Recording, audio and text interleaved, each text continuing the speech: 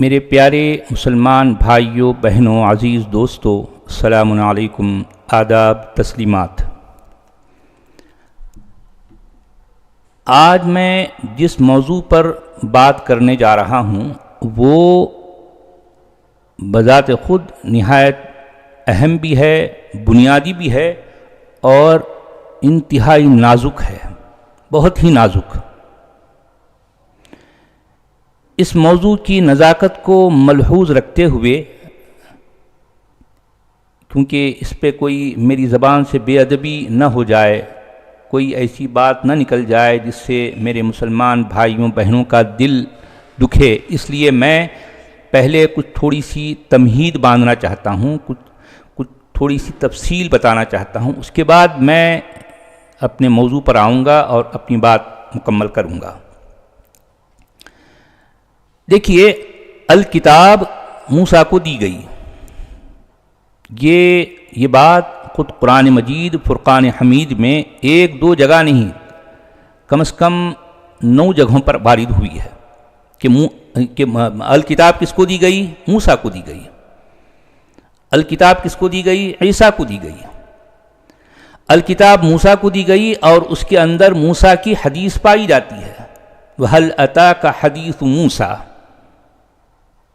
یعنی الکتاب میں موسیٰ کی حدیث پائی جاتی ہے، جبکہ محمد جس شخص کو کہا گیا یا سمجھایا گیا یا سمجھایا گیا یا منوایا گیا، محمد کی حدیث کا کہیں کوئی ذکر تک نہیں ملتا پوری الکتاب میں۔ پوری کی پوری الکتاب محمد کی حدیث سے خالی پڑی ہے۔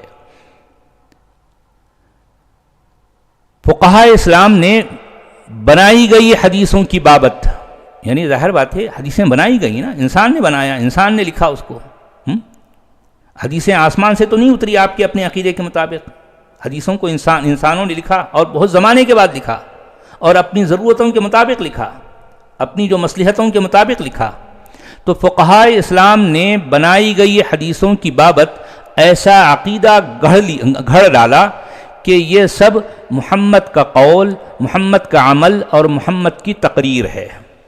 دیکھیے، ٹیکنیکلی یعنی یہ دعویٰ کیا جاتا، یہ ڈیفینیشن دی جاتی ہے حدیث کی کہ ہمارے پیارے نبی صلی اللہ علیہ وسلم کا قول یا ان کا عمل یا ان کی تقریر، یعنی انہوں نے جو کچھ بولا یا انہوں نے جو کچھ کیا یا ان کے سامنے کوئی عمل کیا گیا اور لیکن مگر انہوں نے اس کو نہیں ٹوکا، نہیں روکا، اس کا مطلب یہ ہے کہ اس پر ان کی اجازت ہے، اس کی رخصت ہے، تو یہ تقریر کہلاتی ہے۔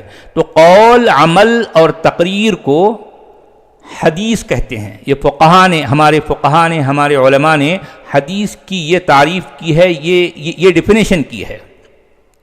مگر حقیقت یہ ہے کہ محمد کا قول، محمد کا عمل، محمد کی حدیث، محمد کی اتباع، محمد کی سنت، محمد کی اطاعت، محمد کی سیرت، محمد کی شریعت جیسے خود ساختہ رموز، علاوہ بری وحی مخفی، وحی مکتوم، شان نزول، تواتر، حدیث احاد، حدیث متواتر، ناسخ و منسوخ، علم الرجال اور اجماع امت جیسی من گھڑنت اصطلاحات سے پورے کا پورا قرآن بالکل خالی ہے۔ قرآن مجید فرقان حمید میں نہ تو محمد کا قول ہے، نہ محمد کا عمل ہے، نہ محمد کی حدیث ہے، نہ محمد کی اتباع کا کوئی ذکر ہے، نہ محمد کی سنت کا کوئی ذکر ہے، نہ محمد کی اطاعت کا کوئی ذکر ہے، نہ محمد کی سیرت کا، نہ محمد کی شریعت کا۔ اور نہ قرآن میں نہ وحی مخفی پائی جاتی ہے، نہ وحی مکتوم کا جو ہے کوئی ذکر ہے، نہ شان نزول، نہ تواتر، نہ حدیث احاد، نہ حدیث متواتر، نہ ناسخ و منسوخ، علم الرجال اور نہ اجماع امت۔ یہ ساری کی ساری اصطلاحات ہمارے فقہاء، ہمارے علماء نے گھڑی ہیں۔ ظاہر بات ہے اس طرح کی باتوں سے پورے کا پورا قرآن بالکل خالی پڑا ہے۔ قرآن کے بموجب اطاعت کسی محمد کی نہیں کی جائے گی، بلکہ اطاعت تو اللہ کی اور رسول کی جائے گی۔ اطاعت کس کی جائے گی؟ قرآن کے مطابق اللہ کی اور رسول کی۔ قرآن میں متعدد رسول پائے گئے ہیں، قرآن میں بہت سارے رسول ہیں، متن قرآن میں عیسیٰ ابن مریم کو 3 دفعہ رسول اللہ کہا گیا ہے، جبکہ یعنی جس شخصیت کو محمد سمجھا گیا اس کو تو قرآن میں 2 دفعہ کہا گیا، اس اعتبار سے عیسیٰ کو 3 دفعہ رسول اللہ کہا گیا، اللہ کا رسول۔ غیر قرآنی ذرائع معلومات سے قطع نظر، بھئی جو قرآن کے علاوہ جو کچھ ہمارے پاس جو ہے جو کتابیں ہیں جن کو ہم معلومات کا ذریعہ سمجھتے ہیں، یعنی اس کو ہٹا کر اس کو تھوڑی دیر کے لیے بازو رکھ دیں، اور خالصتاً نصوص قرآنیہ پر جو کوئی بھی غیر جانبدار ہو کر، بالکل نیوٹرل ہو کر قرآن کے ٹیکسٹ پر اگر کوئی غور و فکر کرے گا، تدبر کرے گا، تو بلا ادنا تأمل وہ اس دقیق و بلیغ نقطے کو پالے گا، یعنی بہت ہی باریک، بہت ہی جو ہے یعنی یہ ایک ایسا نقطہ ہے جو تدبر کرنے والے کو آسانی سے جو ہے مل جائے گا۔ اب جو تدبر کرنا نہیں چاہتا، جو غور و فکر کرنا نہیں چاہتا، صرف ماننا چاہتا ہے، ظاہر بات ہے ماننے والوں سے اب میرا کوئی ڈائریکٹ تعلق نہیں رہا بھائی، میں صرف میرا خطاب، میری باتیں تدبر غور و فکر کرنے والوں کے لیے ہے، اولو الالباب کے لیے ہے، اصحاب فکر اصحاب نظر کے لیے ہے میری باتیں، یعنی عوام الناس یا پھر جو ہے وہ لوگ جو سوچنا نہیں چاہتے ان کے لیے نہیں ہے، کیونکہ وہ ناراض ہو جائیں گے میری یہ باتیں سن کر، اس لیے میں ان کو ناراض کرنا نہیں چاہتا۔ وہ لوگ جو اصحاب علم ہیں، جو اصحاب غور و فکر ہیں، اصحاب تدبر ہیں، انہی کو میں خطاب کرتا ہوں۔ دیکھیں تو یہ دقیق و بلیغ نقطہ کیا ہے کہ قرآن کا بطل جلیل یعنی اصل ہیرو کون ہے؟ عیسیٰ ابن مریم۔ یہ بات میں نہیں کہہ رہا ہوں، اور عیسیٰ ابن مریم کا عقیدتاً میرا کوئی تعلق نہیں ہے، اور نہ عیسیٰ ابن مریم کو لے کر میں کسی عقیدے کا پرچار کرنا چاہتا ہوں، نہیں، میرا کچھ بھی نہیں، کوئی عقیدہ نہیں ہے۔ بھئی پرچار وہ کرتے ہیں جن کا اپنا عقیدہ ہوتا ہے، میرا کوئی عقیدہ نہیں ہے، میں تو صرف قرآن کا ایک طالب علم ہوں، اور قرآن کے ٹیکسٹ پر غور کرتا ہوں، جو باتیں میرے غور و فکر کا نتیجہ ہوتی ہیں میں اس نتیجے کو آپ سے شیئر کرتا ہوں، ٹھیک ہے۔ عیسیٰ کے سوا کوئی دوسرا ہو ہی نہیں سکتا، لہذا اے صاحبان فکر و نظر، دیکھیں صاحبان فکر و نظر سے میں جو ہے یہ اپیل کرتا ہوں، یہ التماس، یہ گزارش کرتا ہوں کہ آپ کو اتباع و تعمیل اور اقتداء و تقلید اگر کرنی ہی ہے تو پھر قرآن کے بطل جلیل کی کیجئے نا۔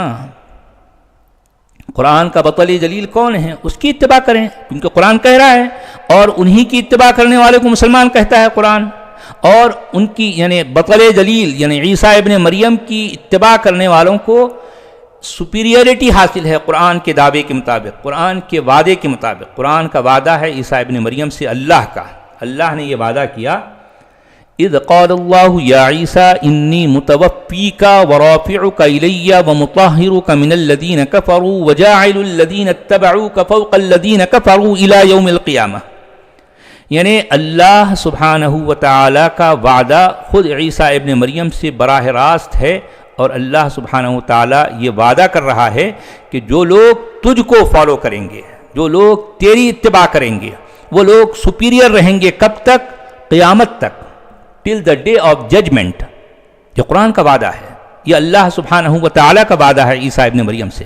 اب آپ غور کیجئے، آپ نہ جانے کس کی اتباع کر رہے ہیں، بھئی ظاہر بات ہے آپ جس کی اتباع کر رہے ہیں وہ قرآن کے لیے یعنی وہ شخص اجنبی ہے، یعنی کسی ایسے نامانوس بنی اسماعیلی شخص کی اتباع اقتداء آخر کیوں کرتے ہو بھئی؟ جو قرآن کا حکم تو نہیں ہے، قرآن کا حکم ہے، قرآن کا دعویٰ ہے، قرآن کا وعدہ ہے کہ عیسیٰ ابن مریم کی اتباع کرو۔ اب یہ قرآن کہہ رہا ہے، وہ اتباع کیسے کرنی ہے، کیا کرنی ہے، آپ لوگ غور کریں۔ میں کوئی پرچار نہیں کر رہا ہوں، میں صرف جو قرآن میں ہے انہی باتوں کو میں آپ کے سامنے پیش کر رہا ہوں۔ جس کو یعنی ایک ایسا شخص جو قرآن کے مطابق جو ہے ظاہر بات ہے اس کی اتباع کرنے کا کہیں کوئی ذکر ہی نہیں ہے قرآن میں۔ اچھا آپ دیکھیے، القبۃ الصخرہ، ڈوم آف دی راک، بیت المقدس یروشلم میں موجود ایک سنہری گنبد ہے۔ آثاری طور پر یہ گنبد بڑی اہمیتوں کا حامل اور قدیم ترین یادگار مانا جاتا ہے۔ اس گنبد کے اندرونی حصے میں تفصیل سے ایک قدیمی تحریر پائی گئی ہے، یعنی اس کا جو اندر کا حصہ ہے اس گنبد کا، ڈوم آف دی راک کا، ظاہر بات ہے قدیم یادگار ہے اور بڑی اہمیتوں کا حامل ہے. تو اس ڈوم آف دی راک یعنی اس گنبد کے اندر کے حصے میں ایک تفصیل سے ایک عبارت پائی گئی ہے جس میں لفظ محمد کا 6 مرتبہ اعادہ کیا گیا ہے، 6 مرتبہ دہرایا گیا ہے لفظ محمد کو. اس پوری عبارت میں یہ لفظ محمد کسی اور کے لیے نہیں، یہ ہے اصل اہم بات، غور کرنے والی بات. یعنی یہ عمارت میں یہ جو کچھ بھی عبارت ہے اس میں 6 مرتبہ لفظ محمد کو دہرایا گیا، اور 6 مرتبہ یہ لفظ کسی اور کے لیے نہیں. آپ اگر غور کریں گے تو آپ کو پتہ چلے گا کہ یہ بصراحت عیسیٰ ابن مریم کی عرفیت کے طور پر لکھا گیا ہے. یہ بھی کہا جاتا ہے کہ حضرت یسوع یعنی سریانی زبان میں یسوع کس کو کہتے تھے؟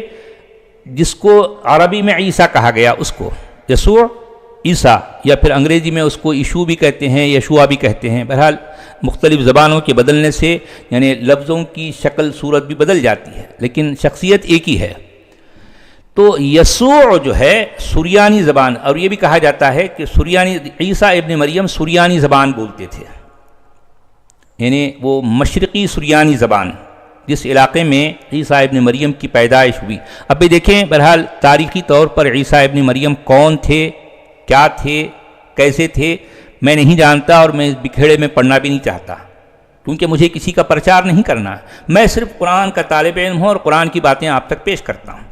تو یعنی یہ میں جب تحقیق کیا تو مجھے پتہ چلا کہ عیسیٰ ابن مریم سریانی زبان بولتے تھے، اور جس علاقے میں پروٹو قریان یعنی مکی قرآن کا ظہور ہوا. ظاہر بات ہے قرآن کے 2 حصے ہیں، ایک مکی قرآن، ایک مدنی قرآن.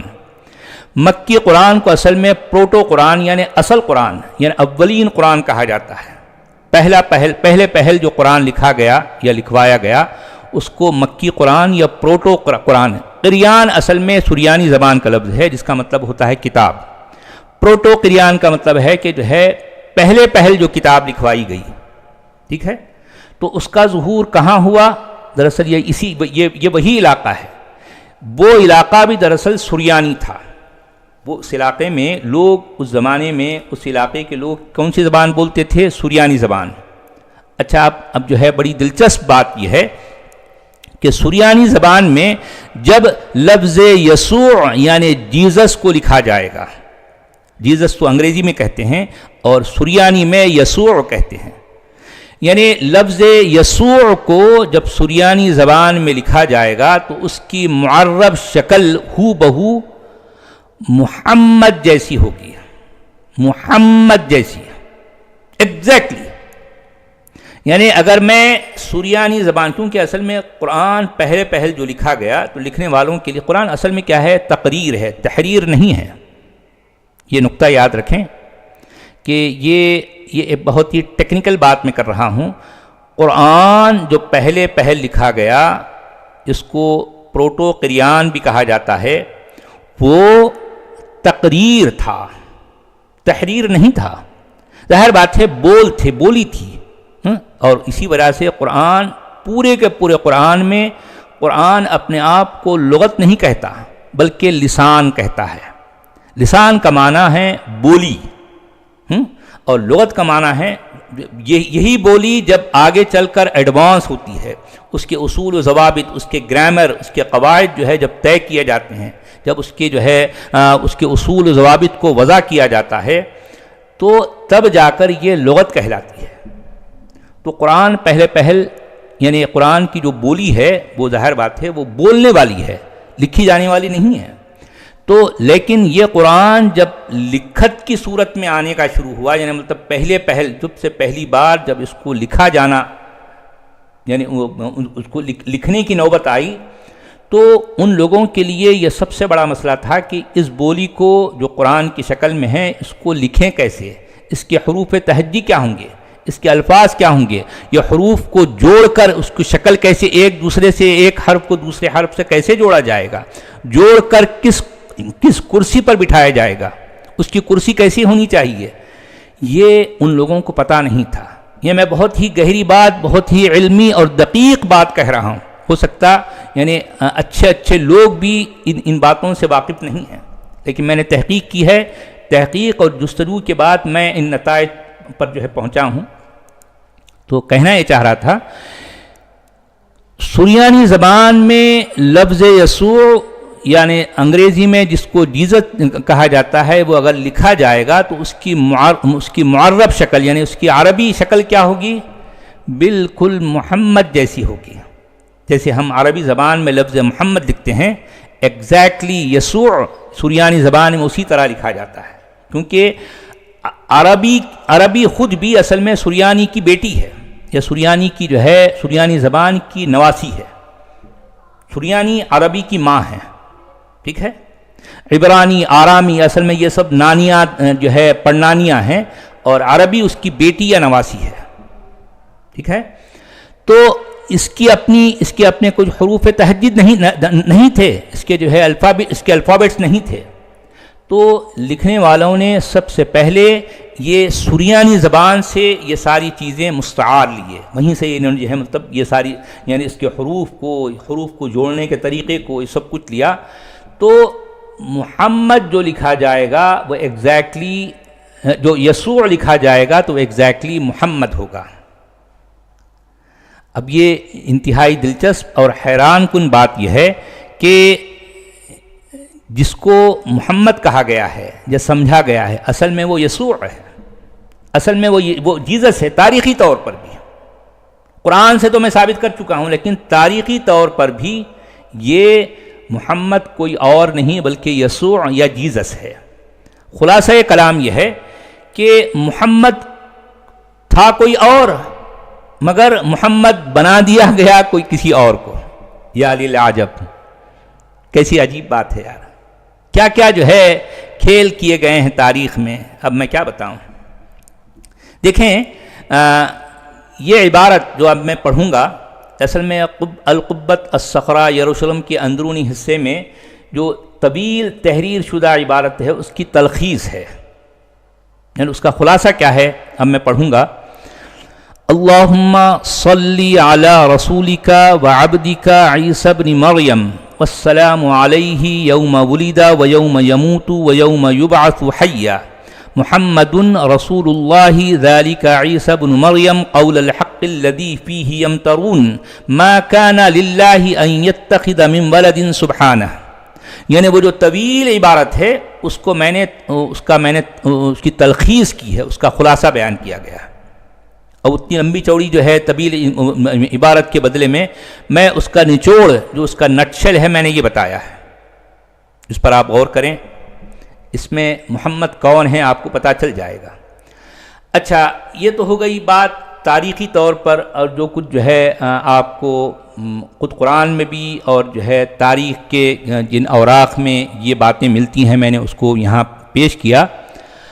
اب ہم دیکھتے ہیں کہ ہمارے مسلمان بھائی صدیوں سے اپنے جس شخص کو وہ اپنا نبی سمجھتے آئے ہیں اور اس کے ساتھ اندھا دھن عقیدتوں میں مبتلا رہے ہیں، اور ان اندھا دھن عقیدتوں نے زمین و آسمان کے قلاب ایک کر ڈالے ہیں۔ عقیدے ہیں، وقت کے ساتھ ساتھ ان عقیدوں میں جس طرح سے اضافہ ہوتا چلا گیا، کیا کیا لوگ کہتے گئے، عجیب عجیب باتیں یار۔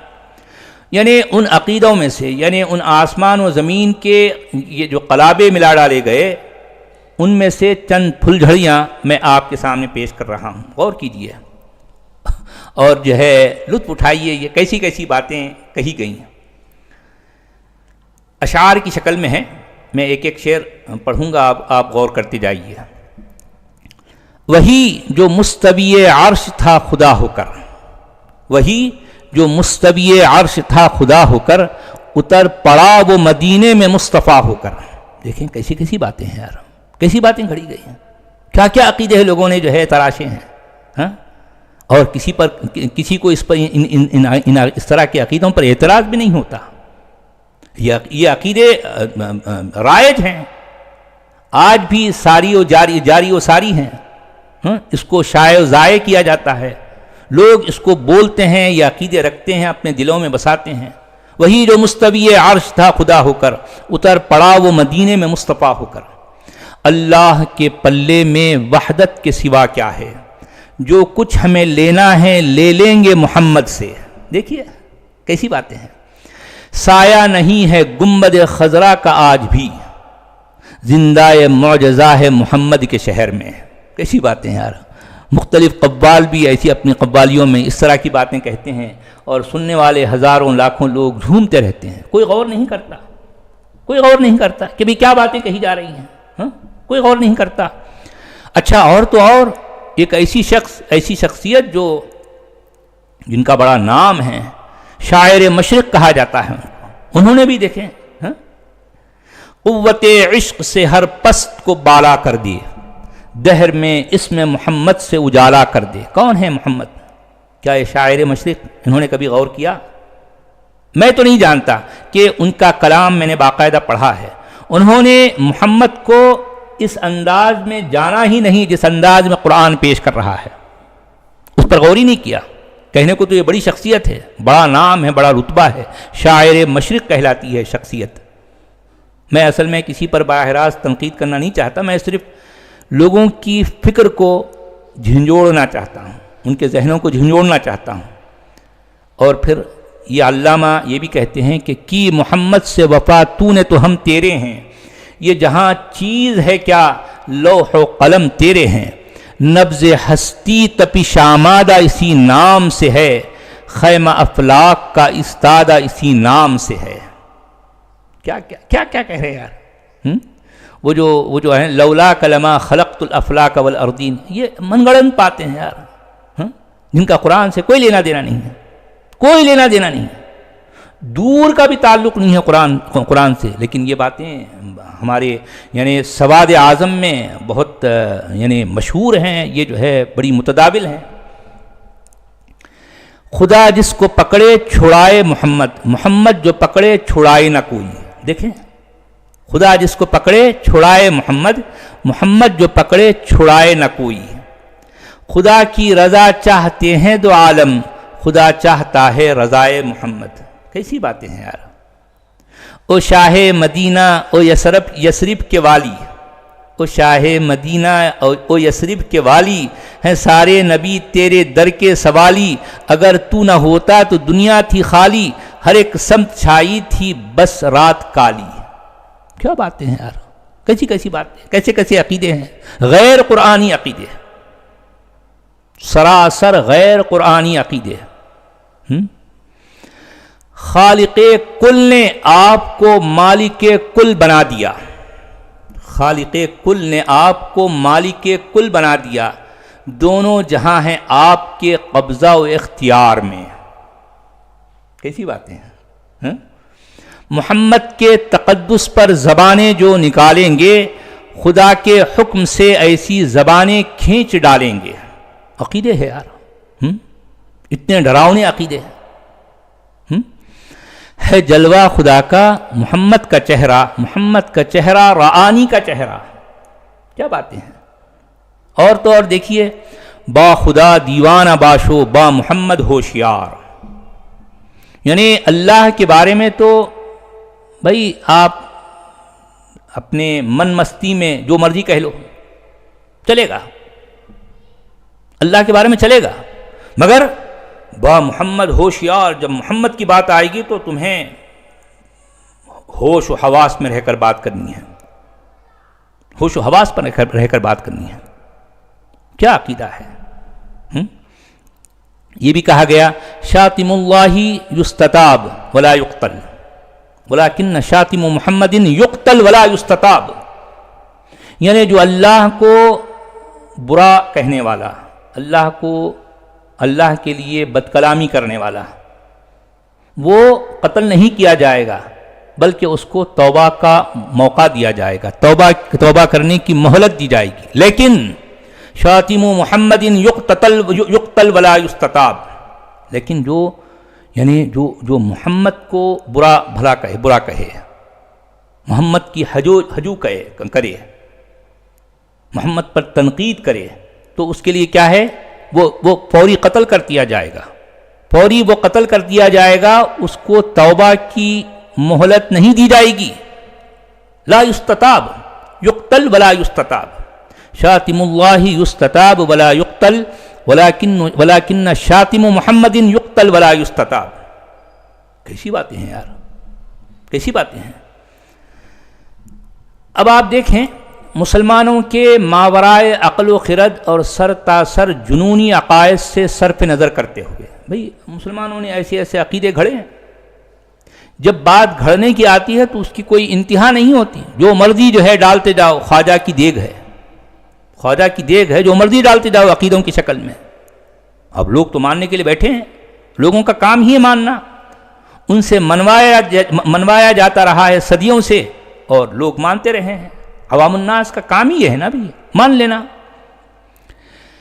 اچھا آپ دیکھیں کہ یہ اس طرح کے جنونی عقائد سے قطع نظر، ان سے صرف نظر کرتے ہوئے آثار اور تاریخ کی اساسیات پر آج تک، یہ ذرا غور سے سنیے میں کیا بات کر رہا ہوں، اور میں ناپ تول کر پوری ذمہ داری کے ساتھ یہ بات کر رہا ہوں، آثار اور تاریخ کی اساسیات پر آج تک کسی کے پاس بھی ایسا کوئی معتمد دستاویز نہیں پایا جاتا جس سے یہ محقق اور مثبت ہو جائے کہ محمد نام کا کوئی نبی جس کا جنم 570 عیسوی میں موجودہ شہر مکہ میں ہوا ہو، اور اسی محمد کی موت 632 عیسوی میں موجودہ شہر مدینہ میں ہوئی ہو، اور اسے موجودہ ہری گنبد ہی کے تہ میں دفنایا گیا ہو۔ اس بات کا کوئی مستند معتمد دستاویز آج تک نہیں پایا جاتا، نہیں، یہ بات محقق نہیں ہوئی، یہ بات مثبت نہیں ہوئی۔ ان تمام باتوں کا، ان تمام عقیدوں کا بس چلے آ رہے روایتی اعتقادات سے اس کا تعلق ہے، حقیقت سے نہیں، کوئی معتمد اور کوئی مستند دستاویز سے نہیں، بالکل نہیں۔ یہ ثابت ہی نہیں ہوتا کہ 570 عیسوی میں یعنی اس شخصیت کی پیدائش موجودہ شہر مکہ میں ہوئی ہو، یہ ثابت نہیں ہوتا۔ اچھا آپ دیکھیں یہاں میں ایک اہم نوٹ کے طور پر میں کہوں گا، موجود الوقت گنبد کی باقاعدہ تعمیر، یعنی جو مدینہ منورہ میں جس کو القبۃ الخضراء یعنی سبز گنبد، ہری گنبد کہا جاتا ہے، اس کی باقاعدہ تعمیر دراصل مصری مملوک سلطان المنصور قلابون نے 1279 عیسوی میں کروائی ہے۔ سمجھ آئیے آپ کو بات؟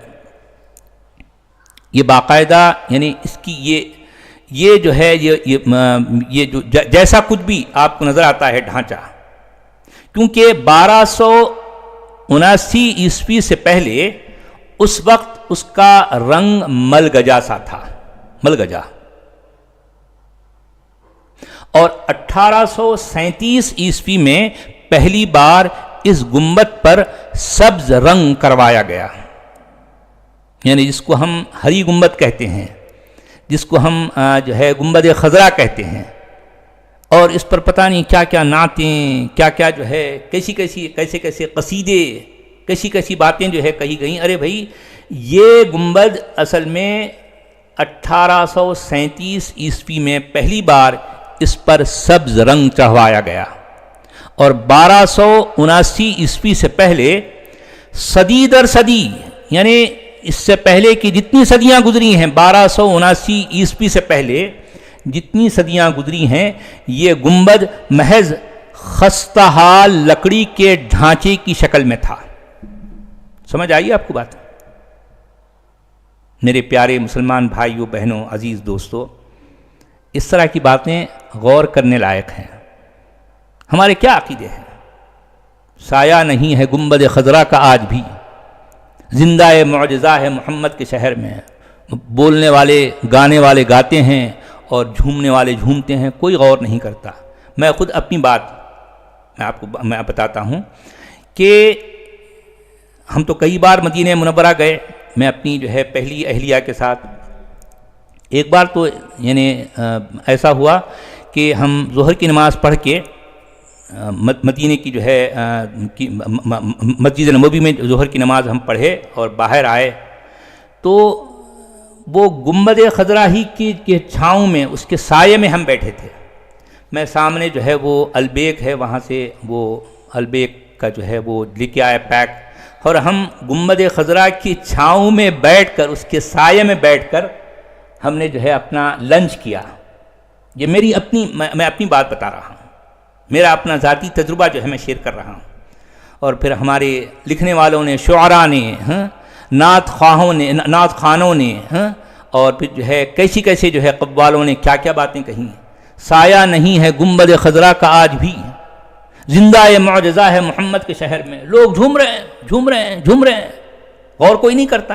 ارے یار کیسی اٹھ پٹانگ باتیں ہیں یار، کیسی باتیں کہہ رہے ہو جس کا سچائی سے کوئی لینا دینا نہیں ہے، مگر یہ باتیں دنیا بھر میں چلتی ہیں، لوگ سنتے لکھتے بھی ہیں، لوگ پڑھتے بھی ہیں، لوگ سناتے بھی ہیں، لوگ سنتے بھی ہیں۔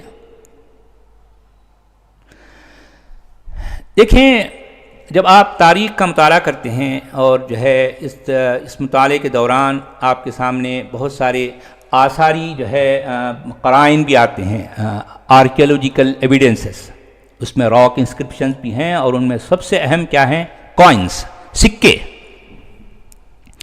سکوں کو تاریخ میں بڑی اہمیت اور بڑی جو ہے حیثیت حاصل ہے۔ کیوں؟ اس لیے کہ اس کے ذریعے آپ یہ پہچان سکتے ہیں کہ کس زمانے میں اصل میں کیا ہوا تھا۔ آپ کو بے شمار ایسے سکے، سونے کے، چاندی کے، اور بھی نہ جانے کون سی دھاتوں کے سکے مل جائیں گے 7ویں صدی عیسوی سے جن کا تعلق ہے۔ ان سکوں میں جب آپ ان سکوں پر جب آپ غور کریں گے تو حیرت انگیز طور پر ایسی باتیں آپ کے سامنے آ جائیں گی کہ آپ کے عقائد کی جو ہے عمارتیں دھڑام سے گر جائیں گی۔ کیا کیا آپ مانتے رہے، کیا کیا آپ سے منوایا جاتا رہا، لیکن یہ جو سالڈ ایویڈنسز ہیں، ٹھوس جو ہے جو ثبوت ہیں، ٹھوس ثبوت، یہ آپ کے سامنے کچھ اور ہی حقائق پیش کرتے ہیں۔ 7ویں صدی عیسوی کے جو ہے سکوں یعنی کوائنز کے عکس، یعنی وہ جو ہے ان پر آپ جو ہے غور کریں، ان پر محمد رسول اللہ بھی ہے اور تلوار بھی ہے، تصویری شبیہ بھی ہے، یعنی باقاعدہ اس پہ ایک فوٹو، ایک تصویر بنی ہے۔ بے شمار ایسی جو ہے آپ کو کوائنز ملیں گے 7ویں صدی عیسوی اور اس علاقے، اس زمانے سے تعلق رکھنے والے ایسے بے شمار کوائنز ملیں گے مختلف دھاتوں میں، جس پر محمد رسول اللہ بھی لکھا ہے۔ بسم اللہ لا الہ الا اللہ وحدہ محمد رسول اللہ، یعنی مطلب وہ وحدہ محمد جو ہے وہ شخص جو کھڑا ہے اس کے قدموں کے قریب ہے اور اس پہ تصویر بنی ہے۔ اب سوال یہ ہے کہ محمد رسول اللہ کا جو سکہ ہے اس پر تصویر کس کی ہے؟ کیا خود محمد کی ہے؟ اس پر تلوار بھی بنی ہے، اس پر جو شبیہ بنی ہے اس پر صلیب کا نشان بھی ہے، کراس، صلیب کا نشان بھی ہے، اور 3 نقوش یا مورتیاں بھی ہیں، کسروی صورت، مجوسی آگ کا نشان وغیرہ بھی ہیں۔ یہ کیوں ہیں؟ ان کا کیا مطلب ہے؟ ظاہر بات ہی یہ وہ ٹھوس یعنی ثبوت ہیں جن کا آپ چاہ کے بھی انکار نہیں کر سکتے۔ آپ کے پاس تو محض عقیدے ہیں نا، چلے آ رہے بے بنیاد، بے ثبوت، بے اصل عقیدے ہیں، لیکن یہ تو ٹھوس ثبوت ہیں، ٹھوس جو ہے یہ مطلب یہ قرائن ہیں جن کا آپ چاہ کے بھی انکار نہیں کر سکتے۔ اس کا مطلب یہ ہوا کہ ایک تھا 7ویں صدی عیسوی کا وہ زمانہ جس میں محمد کے نام کے ساتھ تصویر بنانا بھی جائز تھا، مگر 21ویں صدی کے آتے آتے محمد کے نام پر کارٹون تک بنانا بھی سب سے بڑی توہین کہلایا جانے لگا۔ ایک تھا وہ زمانہ کہ 7ویں صدی عیسوی میں محمد کے نام سے لوگ مطلب کوائنز پر تصویر بھی بناتے تھے، یہ جائز تھا، تبھی تو یہ لوگ کرتے تھے، کوئی اس پر اعتراض بھی نہیں کرتا تھا۔ اس کا ثبوت ہمارے پاس موجود ہے، ایک نہیں سینکڑوں کی تعداد میں آپ کو ایسے کوائنز ملیں گے مختلف دھاتوں میں۔ مگر 21ویں صدی کے آتے آتے محمد کے نام پر کارٹون تک بنانا بھی سب سے بڑی توہین کہلایا جانے لگا۔ مروجہ اسلام کا کلمہ شہادہ اور کلمہ طیبہ بھی اصل میں عباسیوں کی زمانی اختراع ہے۔ لا الہ الا اللہ محمد الرسول اللہ، یہ ایک سانس میں یکسانیت کے ساتھ جو بولا جاتا ہے، یہ جو بلوایا جاتا ہے، یہ غیر قرآنی ہے، قرآن میں اس انداز میں نہیں آیا۔ اور پھر اشہد ان لا الہ الا اللہ وحدہ لا شریک لہ واشہد ان محمدا عبدہ ورسولہ، یہ جو کلمہ شہادت یہ بھی غیر قرآنی ہے، یہ اصل میں عباسیوں کی زمانی اختراع ہے۔ یاد رہے کہ قرآن میں اس طرح کی نہ کہیں کوئی شہادہ ہے اور نہ اس شکل میں کوئی کلمہ پایا جاتا ہے۔ اچھا اب دیکھیں، اپنے موضوع کو لے کر میں مزید آگے بڑھتا ہوں۔ زمینی آثار، کردار، علائم اور قرائن کے ذریعے حقیقتوں کا پتہ لگانے اور ان کی ماہیت و اصلیت کا تجزیہ کرنے والوں کے مطابق یہ محمد نام کا شخص کسی وقت یا کسی علاقے میں رائی کا دانہ جتنی کوئی اکائی تھا۔ امتداد زمانہ کے ساتھ ساتھ رائی جیسی اس اکائی کے اوپر طبق در طبق اسطوری ورقے چڑھا چڑھا کر اس رائی کو پہاڑ بنا دیا گیا۔ ہو سکتا ہے بہت سے لوگوں کو میری یہ بات بڑی چبھے گی، بڑی تلخ گزرے گی، بڑی شاق گزرے گی، مگر جتنا کچھ میں نے غور کیا، جتنا کچھ میں نے پڑھا، جانچا پرکھا، اس کے بعد میں ایسے الفاظ کہنے پر مجبور رہا، مجھے ایسے الفاظ کہنے پڑے۔ شہر مدینہ والے سبز گنبد کے تہخانے میں کون جانے کہ کیا ہے اور کیا نہیں ہے؟ کیا ثبوت ہے آپ کے پاس؟ کیا ثبوت ہے کہ شہر مدینہ والے سبز گنبد کے تہخانے میں کون جانے کہ کیا ہے اور کیا نہیں ہے؟ یہ خود بھی ایک ایسا چلا آ رہا موروثی اعتقاد ہے جس کو آثاریاتی یا تاریخی یا حسی طور پر ابھی تک کوئی وثوق و استحکام نہیں مل سکا، کوئی نہیں۔ بھئی ایک موروثی عقیدہ ہے، چلا آ رہا ہے، لوگ مانتے رہے، یہ سلسلہ چل رہا ہے کہ بھئی فلاں شہر کے فلاں جو ہے گنبد کے تہخانے میں اس کے تہ میں کیا ہے، فلاں ہے۔ کوئی ثبوت ہے آپ کے پاس؟ ہے اس کوئی ثبوت؟ بئیں ہما صحیح حدیثوں میں وارد ہے کہ ان اللہ حرم علی الارض ان تأکل اجساد الانبیاء، اس کا مطلب ہے بے شک اللہ نے زمین پر یہ حرام کر ڈالا کہ وہ انبیاء کے جسموں کو کھا سکے۔ یہ صحیح حدیثوں میں یہ اس طرح کی باتیں وارد ہوئی ہیں۔ اس کا مطلب ہے کہ اللہ نے زمین پر یہ حرام کر ڈالا کہ وہ انبیاء کے جسموں کو کھا سکے۔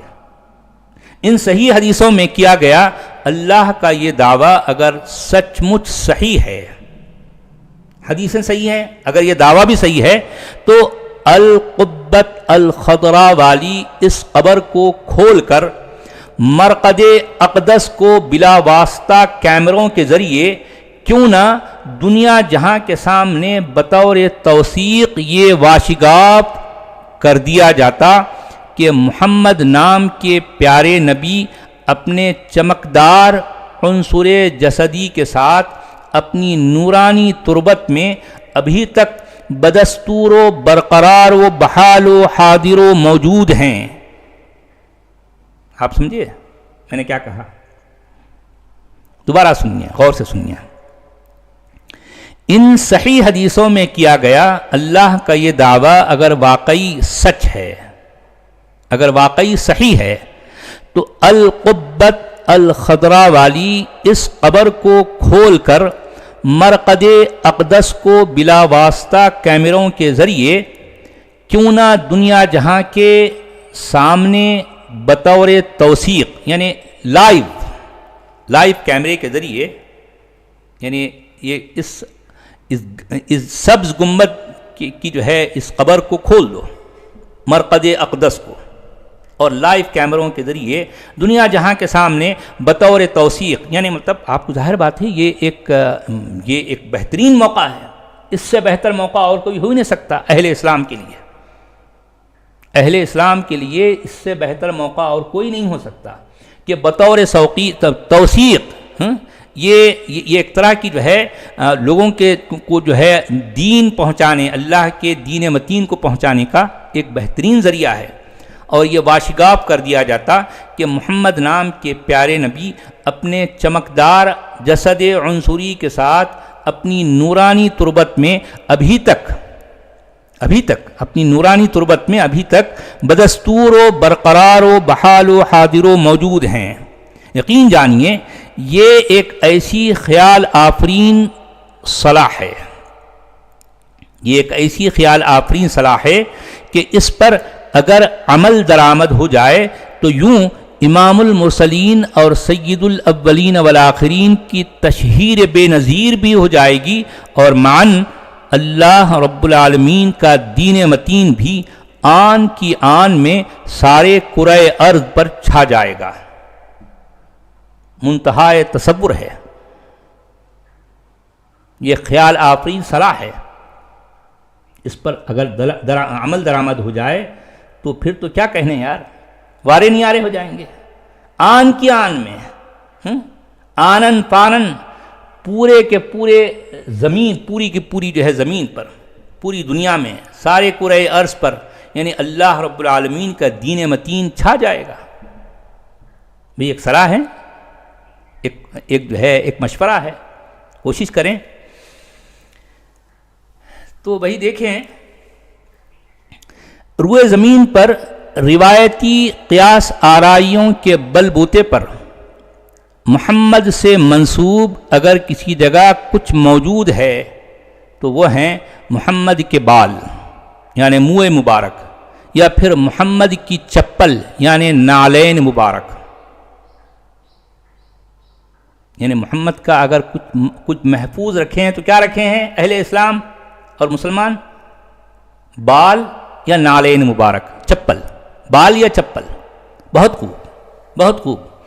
محمد کے امتیان محمد کے پیشاب کو پیتے، محمد کا تھوک چہروں پر ملتے، محمد کا میلاد مناتے، محمد کی قوالیاں گاتے، محمد کی نعتیں پڑھتے، محمد کے قصیدے سناتے، محمد کے نعرے لگاتے، اور محمد کے نام و ناموس پر لوگوں کے سروں کو تنوں سے جدا تو کرتے رہے۔ مگر کس قدر عجیب بات ہے کہ محمد سے منسوب مصحف قرآن، مصحف، محمد سے منسوب مصحف، محمد سے منسوب تفسیر، محمد سے منسوب خطبات جمعہ کو محفوظ رکھنے کا انہوں نے کوئی جتن نہیں کیا، اور نہ انہیں اس کی کوئی پرواہ رہی، کوئی پرواہ نہیں رہی۔ محمد سے منسوب کوئی مصحف نہیں ہے دنیا میں، محمد سے منسوب کوئی تفسیر نہیں ہے دنیا میں، محمد سے منسوب خطبات جمعہ نہیں ہے دنیا میں، یعنی ان کو محفوظ نہیں رکھا گیا اور اس کا کوئی جتن بھی نہیں کیا گیا، اس کی ان کو کوئی پرواہ بھی نہیں رہی۔ البتہ محمد کے نام پر محمد کے متوالے امتی نہ جانے کس کے اور کہاں کے بالوں کو سینت سنبھال کر صدیوں سے اٹھاتے چومتے چلے آئے ہیں۔ یا الہی، یہ ماجرا کیا ہے؟ کیا ماجرا ہے؟ کیا یہ صورتحال اہل اسلام کے لیے قابل انفعال اور لائق تشویش نہیں ہے؟ سوچنے کی بات ہے۔ یہ کیا ماجرا ہے الہی؟ کیا یہ صورتحال اہل اسلام کے لیے قابل انفعال اور لائق تشویش نہیں؟ سوچئے۔ محمد کی جھوٹی کہانی پہ روئے، محمد کی جھوٹی کہانی پہ روئے، یہ الجھی ہوئی لن ترانی پہ روئے۔ کیا کریں، روئیں روئیں یا ہنسیں؟ کیا کریں، کیا صورتحال ہے؟ تو میرے بھائیوں بہنوں دوستوں، آج کے لیے بہت ہی تلخ باتیں ہو گئیں، اگرچہ کہ میں یہ باتیں تلخ نہیں کہنا چاہتا تھا، مگر کیا کروں، جب کہنا پڑتا تو پڑ جاتا ہے۔ تو آج کے لیے اتنا کافی ہے، اگلی بار ایک نئے موضوع کے ساتھ میں پھر حاضر ہوں گا۔ تب تک کے لیے خدا حافظ، اپنا خیال رکھیے۔